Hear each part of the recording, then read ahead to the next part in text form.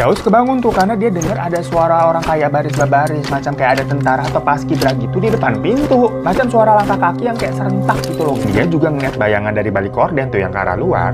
Itu emang banyak orang berdiri gitu, kayak diem aja berjejer gitu baris-baris. Dia lihat ke kasurnya Egy, si Egy masih tidur. Ya karena penasaran, si Daus kan belum tahu tuh kosannya serem pada saat itu malam pertama nih. Sama dia dengan polosnya dibuka tuh pintu kamar buat ngecek pada ngapain itu orang di luar. Tapi pas pintunya dibuka, serot, ada angin yang masuk seketika itu juga. Cuman di luar nggak ada apa-apa, kosong, gengs. Ya Daus kaget kan. Besoknya dia cerita lagi kan tuh ke Egy, tapi Egy tetap nggak percaya. Nah, pas si Daus lagi mau siap-siap ke kampus tuh, di kamar mandi dulu kan, biasa pagi-pagi nyetor gitu ya, buang air besar. Nah, pas lagi duduk di kloset tuh, kok dia merasa kayak pantatnya kayak ada yang gerak-gerak gitu, kayak ada yang nyentuh kulitnya. Pas dia lihat di dalam kloset, ternyata ada ular, gengs. Warna coklat nggak gede sih, tapi kan shock banget ada ular.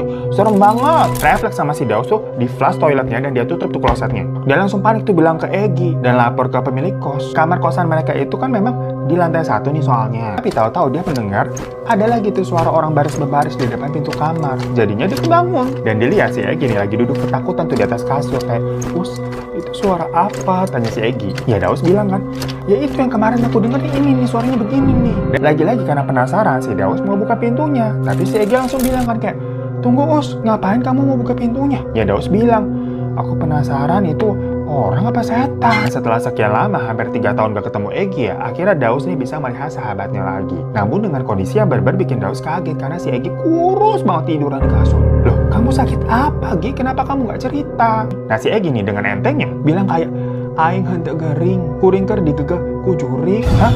Naon maksudnya? Daus bingung kan, kirain si Egy bercanda. Dengar kan, itu pasukan dari makhluk-makhluk yang mau ngambil aku. Tapi kamu gak usah takut, mereka gak ngincer kamu, aku targetnya.